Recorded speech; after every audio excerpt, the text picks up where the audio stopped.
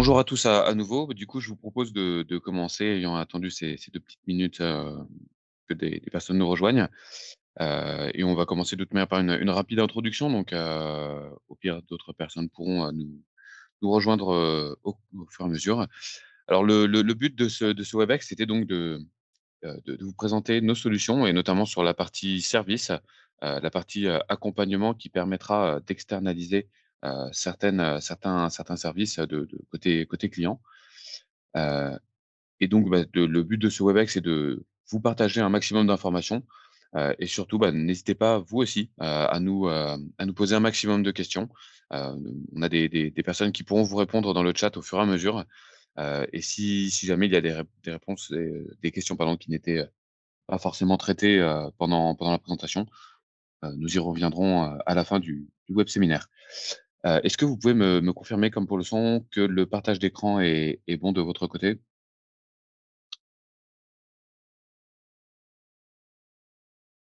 OK, super, merci Eric.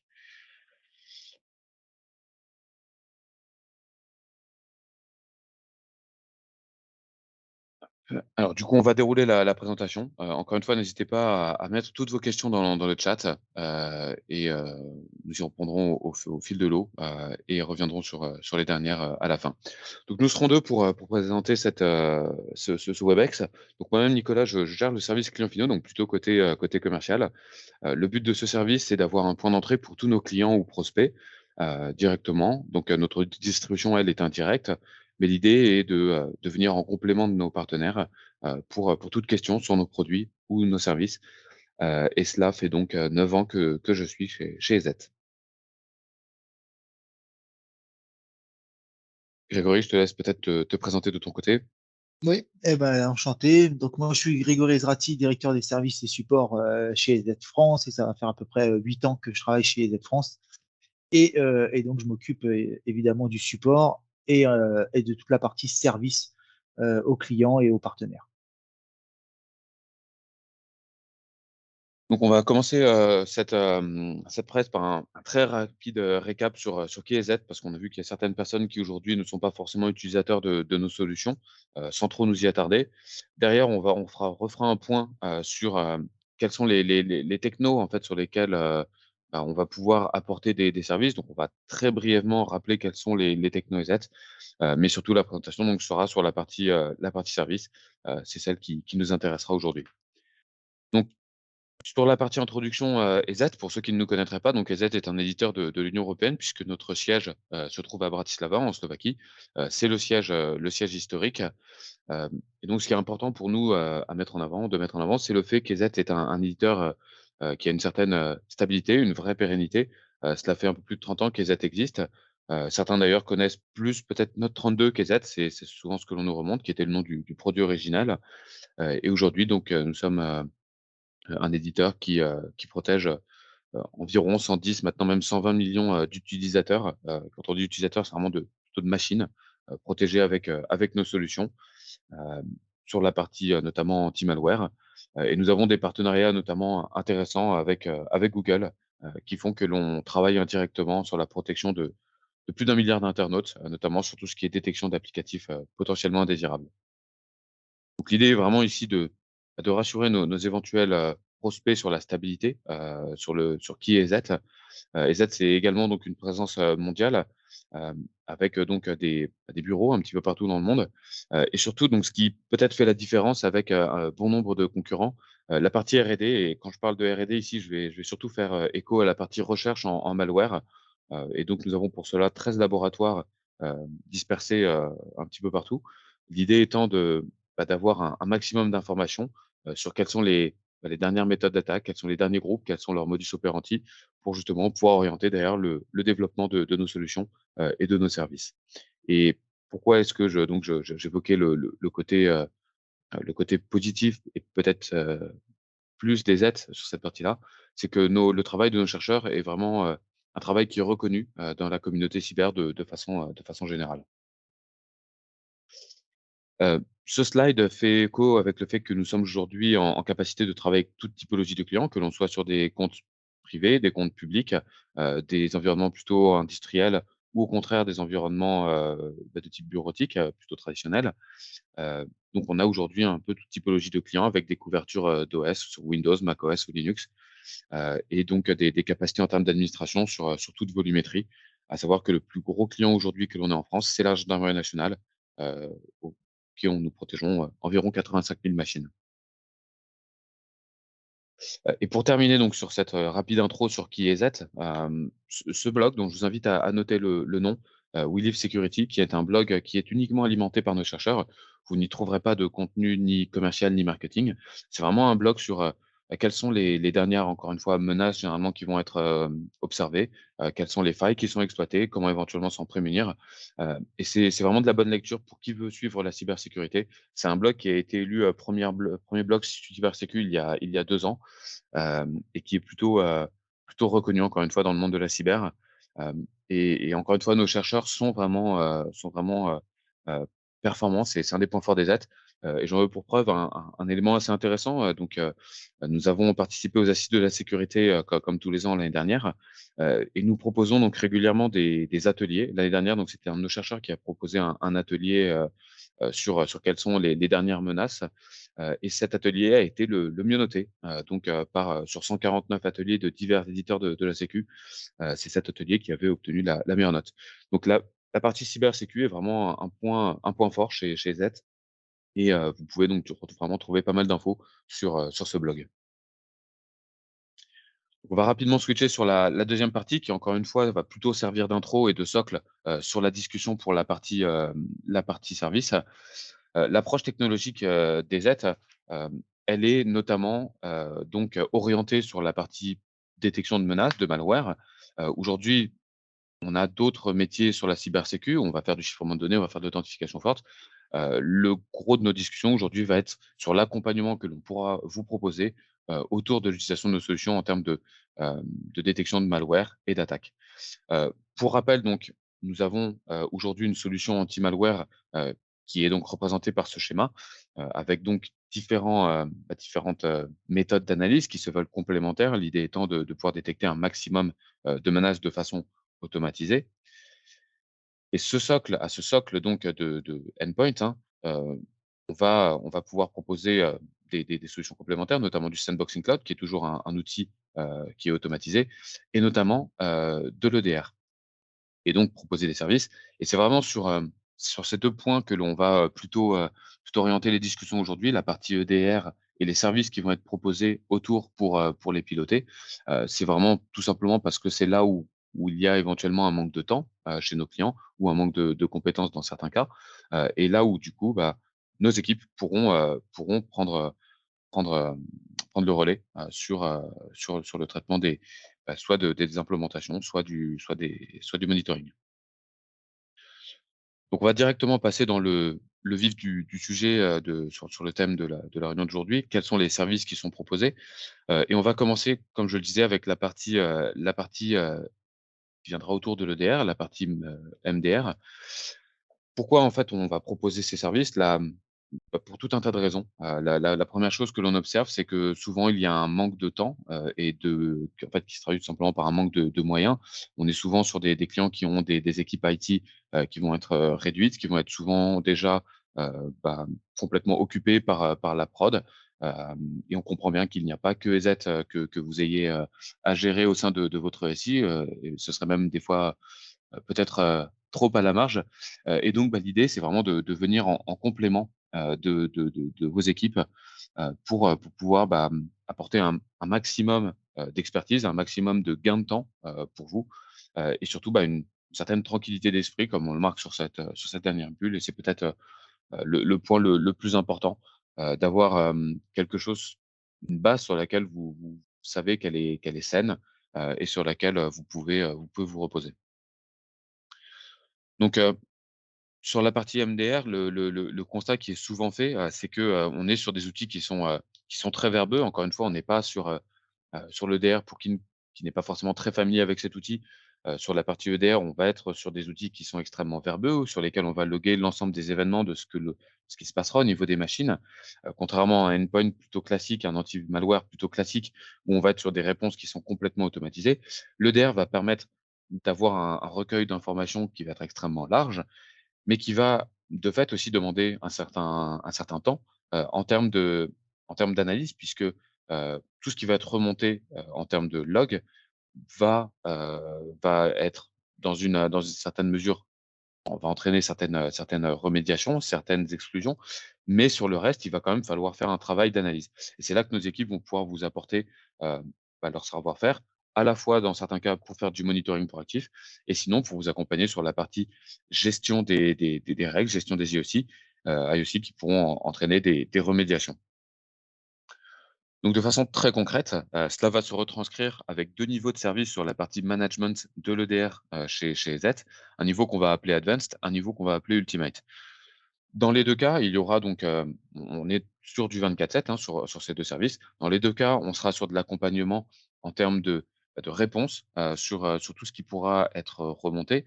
Donc dès lors qu'il y aura des remontées qui seront proposées à nos équipes, on pourra vous accompagner sur de l'identification, de ce que l'on a en face de nous, de façon à définir si on est bien sur quelque chose de malicieux, sur un malware, ou si au contraire on est plutôt sur quelque chose sur un faux positif, sur quelque chose qui serait légitime, au sein de votre SI, et auquel cas on pourra vous accompagner dans le cas 1, soit pour mettre en place, des règles de remédiation automatisées, soit dans le cas 2, plutôt des règles d'exclusion, de façon à avoir, des alertes qui seront épurées. La grande différence entre les 2 niveaux, de sécurité, de services de sécurité qui sont proposés, l'Advanced et l'Ultimate, donc vous les avez sur les dernières lignes. Heu, la grande différence vient du monitoring.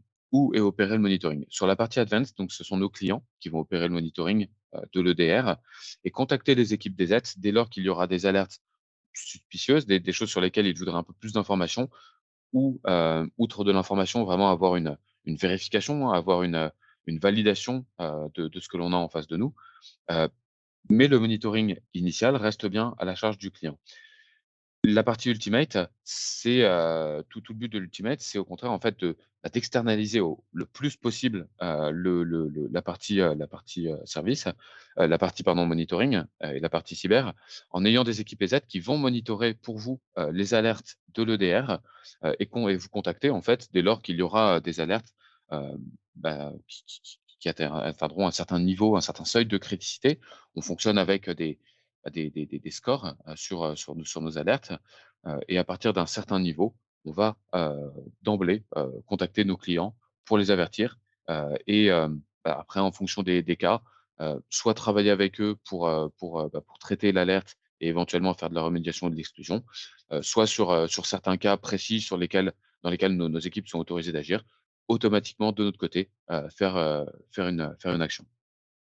Vraiment c'est là la grande différence entre les 2 niveaux, c'est où sera opéré, le monitoring initial qui déclenchera, effectivement des actions. L'autre point qui peut être intéressant sur la partie ultimate, c'est cette ligne donc de déploiement upgrade qui grosso modo fait écho à un accompagnement sur de la mise en place. Donc, ça veut dire que la partie grosso modo infra, initialement mise en place et déploiement sur un échantillonnage de machines, sera opéré par nos équipes également.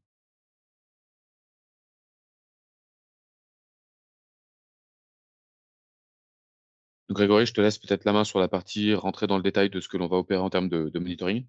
Ouais, bien sûr. Donc comme disait, Nicolas, en présentation des services, donc effectivement, la différence des 2 services, c'est que mes équipes vont opérer, avec les équipes de l'IT interne et récupérer toutes les informations. Donc on travaille sur 2 niveaux, d'analyse en soi et 2 niveaux de réception.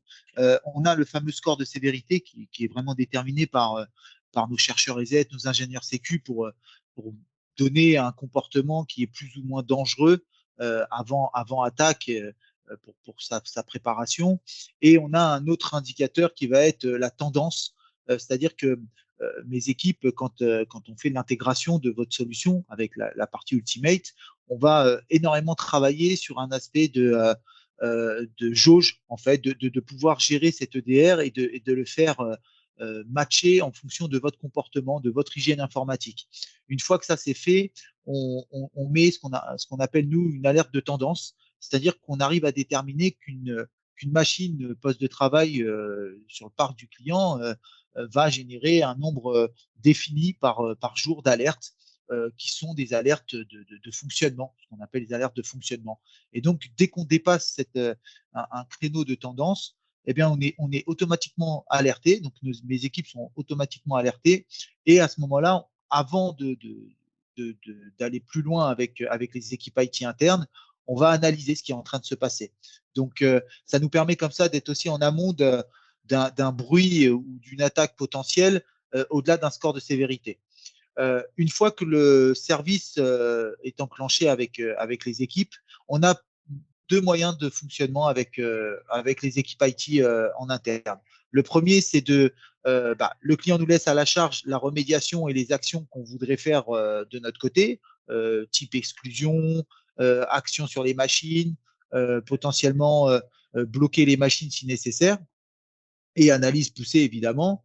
Ou alors, on a aussi le deuxième volet qui est le client ne souhaite pas qu'on fasse les actions à sa place, et à ce moment-là, on appelle le client. Donc, on a ces modes de fonctionnement, on s'adapte énormément. C'est le principe de maîtriser nos solutions en tant qu'éditeur, puisqu'on va énormément s'adapter en fonction du fonctionnement du client en interne, de comment il veut qu'on s'intègre avec lui dans la gestion de ses IOC, dans la gestion d'un EDR.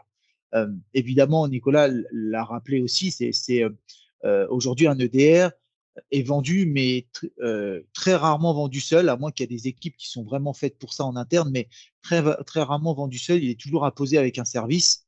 Et c'est vrai que beaucoup de clients aujourd'hui nous sollicitent par rapport à ça, puisque rien de mieux qu'un éditeur lui-même pour gérer sa propre solution. Et aussi la façon qu'on va récupérer vos informations peuvent être variées, c'est-à-dire que on peut fonctionner par du mail, on peut fonctionner par du syslog. Si vous ne souhaitez pas ouvrir les ports syslog vers l'extérieur, à ce moment-là, on va réceptionner vos notifications mail et comme ça, on va pouvoir délivrer un service de monitoring complet, puisque évidemment, on en prend une grosse part de responsabilité pour vous éviter toute préparation d'attaque ou attaque. Ensuite, on va passer au thread hunting. Alors, le thread hunting, c'est le travail quotidien de mes équipes chez différentes infrastructures. L'avantage aussi par rapport au thread hunting que nous, on peut vous délivrer, c'est qu'on a une vision large des choses. C'est-à-dire qu'on va avoir une expérience vis-à-vis de l'intégralité des clients auxquels on délivre nos services. Eh bien, on arrive à acquérir de l'expérience au fur et à mesure du temps, en plus de ce qu'on connaît déjà, par rapport à des comportements chez un client X qui peut être sensiblement dangereux. Et à ce moment-là, on crée ce playbook et derrière, on essaye de voir est-ce que cela a été aussi mis en place ou alors est-ce qu'on voit aussi un comportement identique chez un autre client. Donc, il y a cette gestion par règle, évidemment, mais dans le thread hunting, on va faire une gestion d'un comportement global, c'est-à-dire qu'on va essayer de voir et de matcher en fonction de plusieurs règles qui vont s'exécuter chez le client, etc. Au-delà de la remédiation, parce que la remédiation, c'est un vrai sujet sur un EDR. On parle beaucoup de ça, on dit beaucoup l'EDR remédiation, mais il ne faut jamais oublier que l'antivirus est toujours là. L'antivirus, lui aussi, travaille 24 heures sur 24, 7 jours sur 7 pour protéger vos machines. Et donc, l'EDR, au-delà d'une remédiation, est là pour être en amont de ça. Ce qu'on aime à dire, nous, en interne, dans mes équipes, c'est une phrase qu'on a en haut, sur le mur un petit peu, c'est de se dire, si l'antivirus a réagi, c'est qu'on a raté quelque chose. Et donc, notre travail, c'est de savoir qu'est-ce qui a été raté, qu'est-ce qui n'a pas été fait pour pouvoir demain anticiper cette technique qui aurait pu engendrer une attaque beaucoup plus importante chez le client. Ensuite, on a aussi des exemples de rapports. Nico, si tu peux passer la slide, s'il te plaît. Voilà. Donc, on envoie des rapports de façon bi-hebdomadaire, donc bimensuelle, pardon. Donc, c'est-à-dire que tous les 15 jours, vous recevez un rapport de notre part qui va sur le côté gauche. Donc, on vous fait un récap des détections, toutes les détections qui ont été traitées, vues et analysées par mes équipes. Et sur le côté droit, vous avez les actions. Donc, l'opérateur, les actions qu'il a pu faire ou les actions qu'il a pu déterminer. Par exemple, des processus bien précis qui ont déclenché des règles. À ce moment-là, immédiatement, on fait une analyse Et en fonction de ça, est-ce que c'est un processus légitime? Est-ce que le comportement de ce processus légitime est légitime aussi? Est-ce que les actions faites en termes d'event, etc., est assez légitime?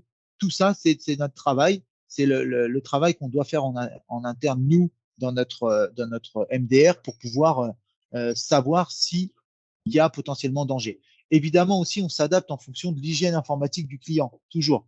Parce que finalement, un comportement normal d'un côté peut être un comportement anormal de l'autre. Donc, on va s'adapter, on va connaître le parc, on va savoir comment fonctionne le client, quelle est son hygiène informatique, et à ce moment-là, on va pouvoir délivrer un service vraiment adapté et pointilleux par rapport à ça. Et en dessous, vous avez nos actions recommandées.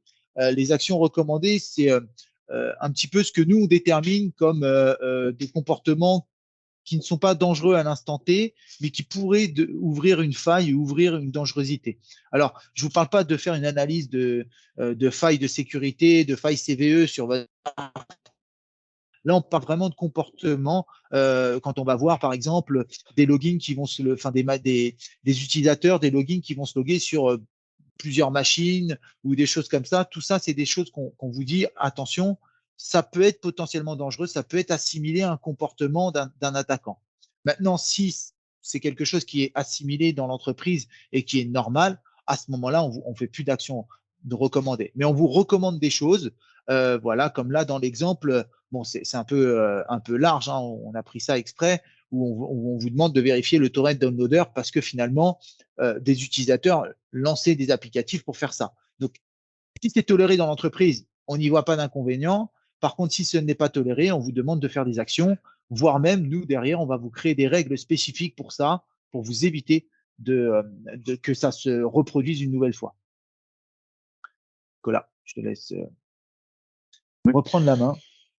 Donc voilà, donc on a ces services qui sont annuels, qui sont annualisés en termes de licence et qui sont vraiment, on va dire, au mieux de ce que l'on peut faire en termes d'accompagnement. L'autre option que l'on peut proposer, et notamment de façon à répondre à certaines contraintes budgétaires, de façon très claire, c'est d'avoir des accompagnements sur des prestations, donc qui sont des actions à un instant T. On parle plutôt de demi-journée, et on a donc, nous avons sorti cette nouvelle méthode d'accompagnement, qui va être en 3 phases grosso modo pour un nouveau client qui utilise notre EDR. Une première étape où l'on va mettre en place, la solution, avec le client. Une seconde, où grosso modo il y aura une première demi-journée de prestation qui sera consacrée à un transfert de compétences. Le but de cette demi-journée en fait, c'est que, vos équipes et les nôtres, parlent vraiment en fait le même langage, soit grosso modo sur la même longueur d'onde, que vos équipes soient à l'aise avec l'outil, et que lorsqu'il y aura, des étapes, ultérieures, on soit grosso modo raccord sur ce dont on parle, sur le fonctionnement, sur ce que vous attendez de notre part et sur ce que l'on pourra proposer. Hem, c'est vraiment un socle qui permettra derrière, d'avoir des points, réguliers, tous les mois, tous les 2 mois ou tout simplement sur demande, dès lors qu'il y aura, des alertes sur lesquelles, vous souhaiterez, faire un point. Donc l'idée, c'est de dire: voilà, j'ai 2 mois d'utilisation de mon EDR, j'ai pas mal de logs, ce serait intéressant de faire un point avec les aides et l'idée, c'est de se poser, sur 1, 2, 3 heures, et justement pouvoir vous préconiser, des créations de règles, des utilisations de certains IoT qu'on pourra automatiser en termes de remédiation, et donc on va dire que c'est une sorte de service bis. L'idée encore une fois, c'est qu'on est, sur un service qui permettra d'aller moins loin que ceux présentés juste avant, qui sont vraiment sur du 24/7.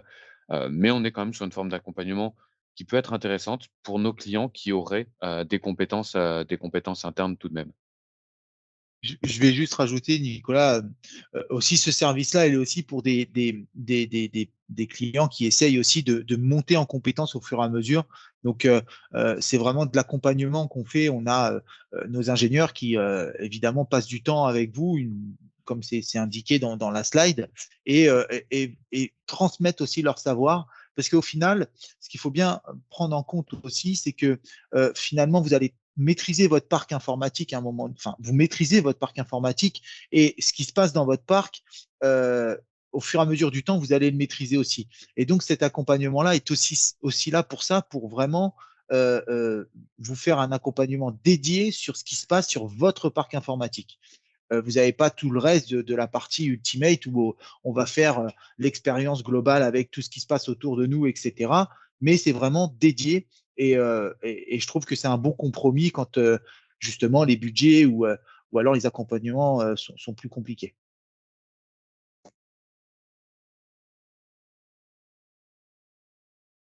Voilà, c'est en tout cas une autre forme de fonctionnement. Et pour finir sur toute, enfin sur cette première partie, un autre service donc dont nous voulions vous parler, et qui faisait plutôt écho à la partie recherche, qui est proposée, par nos chercheurs, la partie Threat Intel.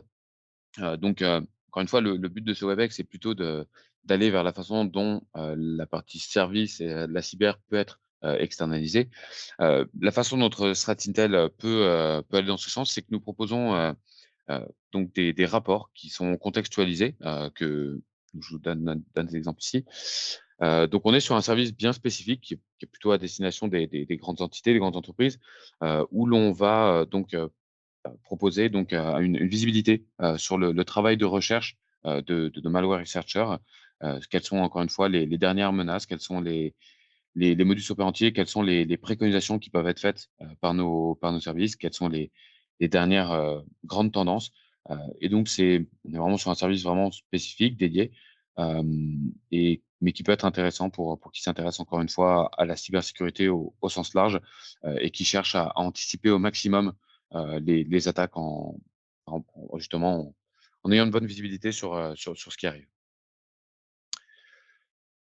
Donc pour terminer cette présentation, nous allons juste, faire un récap rapide sur quelles sont les autres formes de services, et d'accompagnement que l'on peut proposer. Donc encore une fois, l'accent a plutôt été mis aujourd'hui sur la partie management, de l'EDR, et sur ce qui peut être proposé, heu, dans ce sens-là. Donc on a vu qu'il y avait vraiment le MDR annuel et en 24/7, et des accompagnements plutôt ponctuels par des demi-journées de prestations. Là, on est plutôt sur des actions spécifiques, et un support, et des extensions du support classique, du support sur l'utilisation de nos solutions. Hem et en fait, pourquoi est-ce que l'on va proposer ces nouveaux services pour certains? Bah, c'est notamment de par le fait que ce qui est observé et les retours que l'on a, c'est que, on a de plus en plus de demandes pour des supports et des services éditeurs, parce que nos partenaires, nos intégrateurs ne peuvent pas tout gérer, ne peuvent pas tout faire, ne peuvent pas être experts sur toutes les solutions. Et la demande qui nous est souvent faite, c'est d'avoir un accompagnement que l'on va proposer nous-mêmes, outre la partie cyber, sur la partie prestation, sur la partie transfert de compétences, et ce sont des choses, que l'on veut mettre en place, en termes d'accompagnement.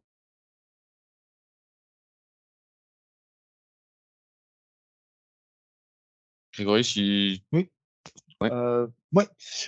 Donc après sur la partie donc IlCheck, donc ce service-là a été mis en place parce que au fur et à mesure qu'on faisait de la prestation chez nos clients par rapport à nos solutions, très vite on s'est aperçu que finalement les clients utilisaient notre solution, la faisaient vivre, créaient des politiques, des tâches, etc.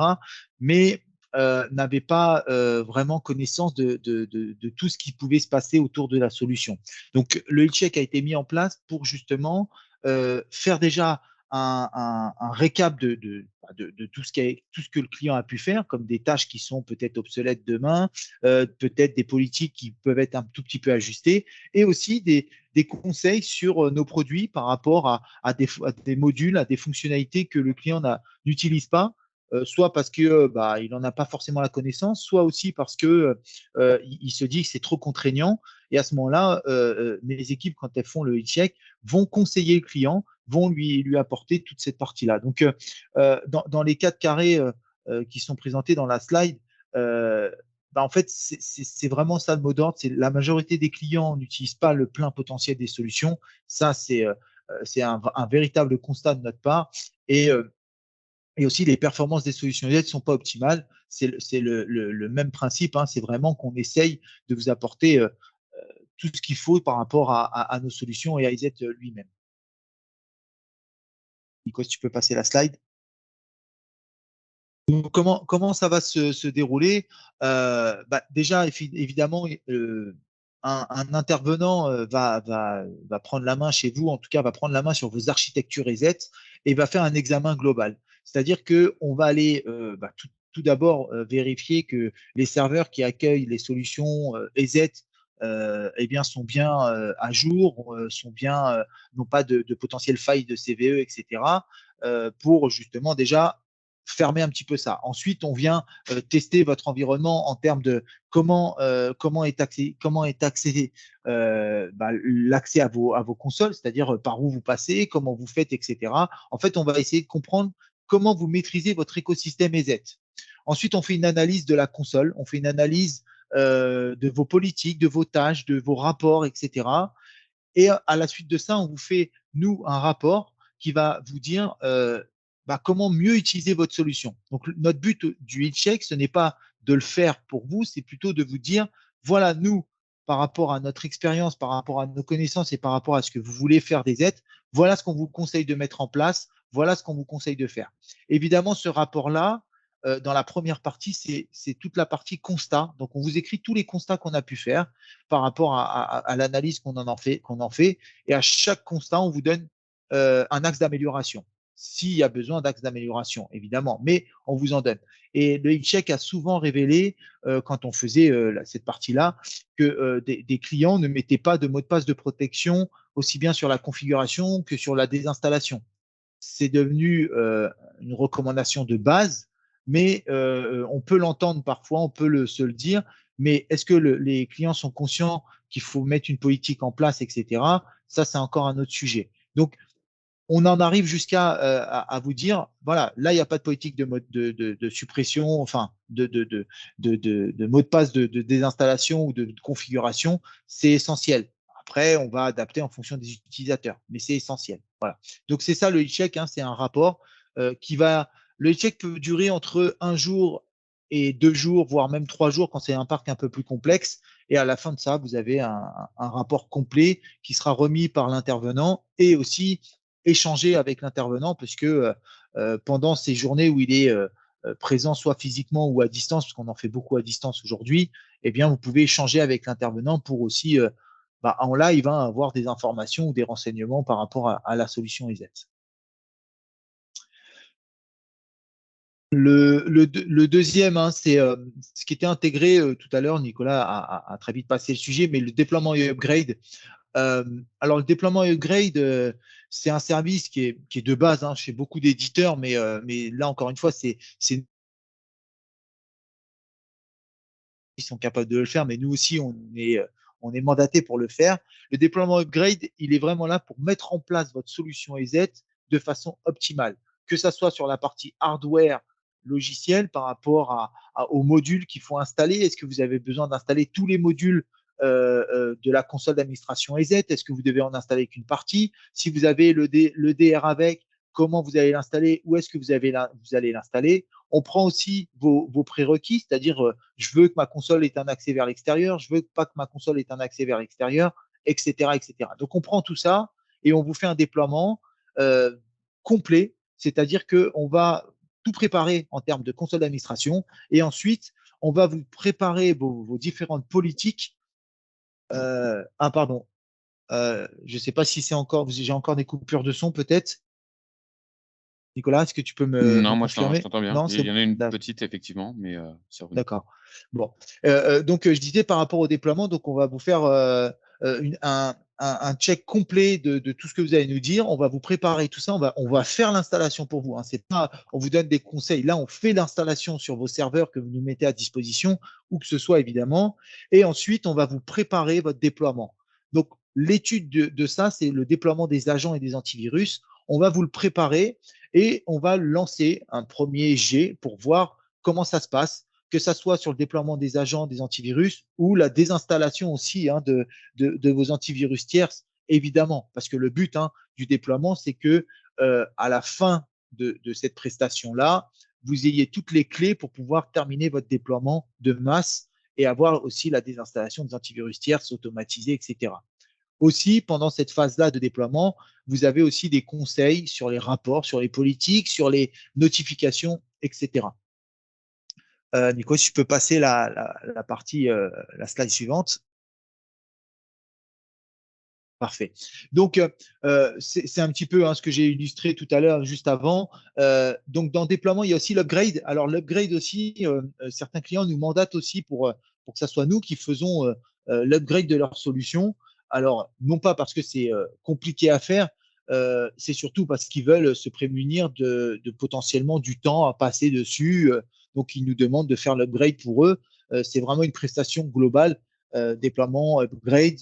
Vous pouvez nous prendre que pour faire du déploiement, que pour faire l'upgrade. Encore une fois, ce n'est pas la complexité qui fait que, c'est plutôt, comme c'est des équipes d'exploitation et qu'il faut suivre, hein, les upgrades des éditeurs, parce que c'est très important de suivre les nouvelles mises à jour, que ce soit sur les consoles, les antivirus ou même les solutions plus larges, eh bien, n'ont pas forcément le temps de le faire et donc vont nous mandater pour le faire. Donc, encore une fois, j'appuie sur ce fait-là que ce n'est pas une complexité, c'est plutôt le temps y accordé.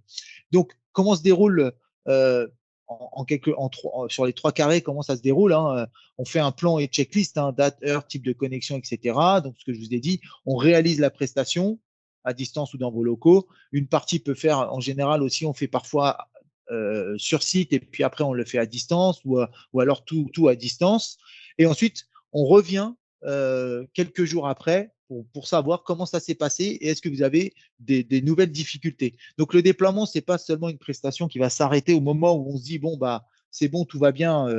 Vous avez vu, ça a installé sur une quinzaine, une trentaine, une cinquantaine de postes, tout va bien, merci, au revoir. Là, on est vraiment sur un aspect où on revient vous voir pour vous demander alors où ça en est, est-ce que vous avez eu des difficultés. C'est vraiment une prestation où on vous accompagne parce qu'on veut absolument que les produits soient maîtrisés de votre côté et que vous en soyez aussi content par rapport à ce qui peut vous donner en termes de protection, mais aussi en termes de management des solutions. Nico, si on peut passer. Euh, sur évidemment, quand on parle de service, on va parler du support. Évidemment, c'est très important, le support technique, même si nos solutions sont assez fiables en soi, hein. Il n'y a pas de sujet là-dessus. On est assez bien noté sur cette partie-là, mais évidemment, un support technique est important. Euh, alors, il y a plusieurs sujets là-dessus. Le premier, c'est que le support technique est en français. Donc, là-dessus, j'insiste dessus parce que il n'y a pas beaucoup d'éditeurs qui l'ont, mais notre support technique est en français. On a 3 niveaux de support proposés. Donc, on a un niveau qui est le support standard, hein, qui est inclus dans vos licences et qui va systématiquement, quand vous prenez du produit EZ, ce support-là est inclus. Donc, ce support, évidemment, a des SLA, 4 heures, 6 heures, et les courants, c'est C. Donc, en gros, les graves, hein, c'est quand vous êtes complètement bloqué. Il y a pas, vous pouvez rien faire. Le produit a bloqué votre parc, par exemple. Quand on parle de sérieux, c'est que c'est partiellement bloqué ou alors c'est plutôt niveau administration des produits, mais l'intégrité de votre sécurité n'est pas touchée. Et courant, c'est des questions que vous avez par rapport à l'utilisation de nos solutions ou par rapport à des choses que vous souhaiteriez faire. Donc vraiment, notre support technique ne s'arrête pas uniquement à de la résolution d'incidents, il est aussi là pour vous accompagner quand vous n'arrivez pas à trouver quelque chose que vous voudriez faire avec nos produits. Donc, le support donc, est disponible de 7h à 23h et de 9h à 18h le samedi.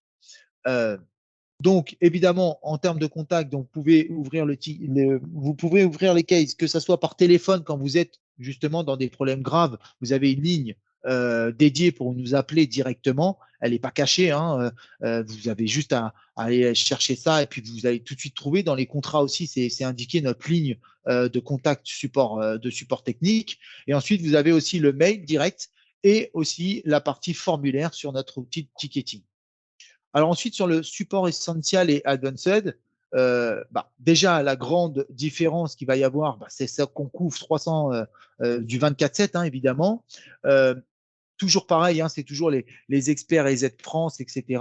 Et l'avantage aussi du support essentiel et advanced, c'est que vous nous avez en contact direct et vous avez aussi un tag supplémentaire auprès de notre maison mère lorsque nous, on a besoin d'avoir des informations supplémentaires auprès de notre maison mère. Donc, c'est pour ça que quand vous voyez hiérarchisation des appels prioritaires, évidemment, vous passez par rapport à une ligne différente. Et nous, derrière, quand on va devoir faire appel à notre maison mère, on va justement aller chercher ce tag-là pour en répondre beaucoup plus vite.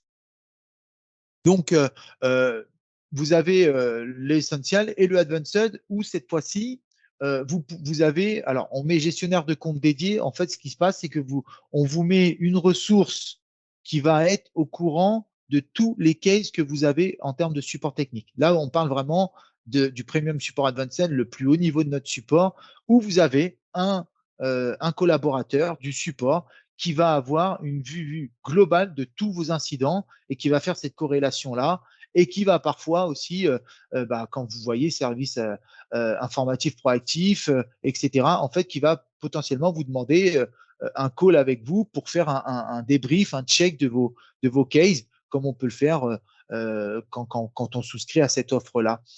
Il est aussi inclus dans le Premium Support Advanced, il est inclus le déploiement upgrade et un e-check. Donc, évidemment, le déploiement upgrade, vous le prenez à l'achat direct du support premium et de la licence. Et le e-check, en général, on vous conseille d'attendre 6 mois, le temps d'exploiter un peu plus la solution et de justement la faire vivre pour qu'on vienne vous conseiller en plus de ce qu'on a pu faire déjà dans le déploiement et upgrade.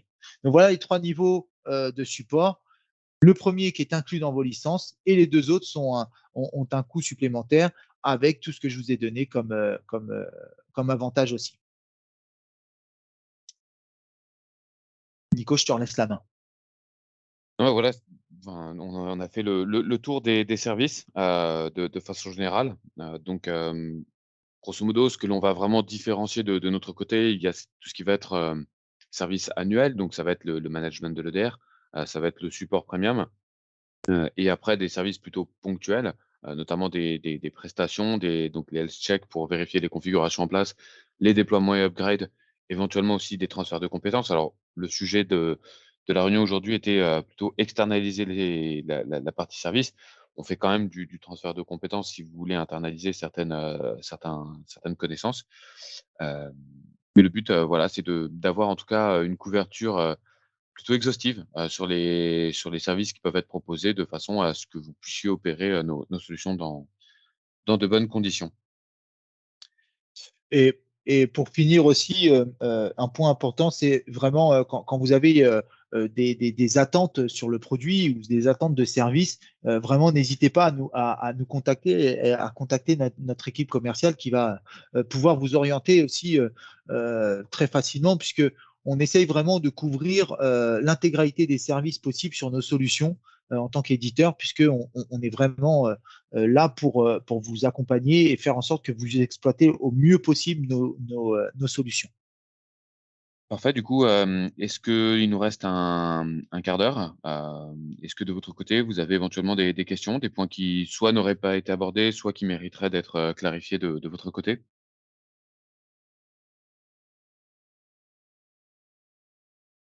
Je pense que Nico, le silence fait que tout le On monde a a l'air été, très content. clair. Parfait. Ça marche. Dans tous les cas, donc, je vais vous renoter donc, l'adresse, de notre service clients finaux. Donc, si toutefois, après coup, vous aviez des questions, quelles qu'elles soient, n'hésitez pas à revenir vers nous, n'hésitez pas à nous solliciter, que ce soit sur des questions bien spécifiques, ou si au contraire vous vouliez organiser, soit une présentation sur un service de façon un peu plus exhaustive, soit, si vous vouliez simplement avoir un échange téléphonique, n'hésitez pas à écrire à l'adresse que je viens de vous envoyer, clientfinaux@ez-note32.fr, et à nous solliciter de façon, générale. Alors Arié, vous pouvez tout à fait nous demander les prix. Au contraire, on travaille toujours en toute transparence, donc encore une fois, notre distribution, on l'a fait de façon indirecte par des revendeurs ou des marchés, mais on pourra toujours vous proposer des prix publics conseillés. N'hésitez pas à revenir vers moi si vous vouliez des indications. Parfait, bah, du coup, s'il n'y a pas de questions, nous vous remercions d'avoir, suivi la présentation, et nous souhaitons à tous une très bonne journée. Merci beaucoup. Excellente journée.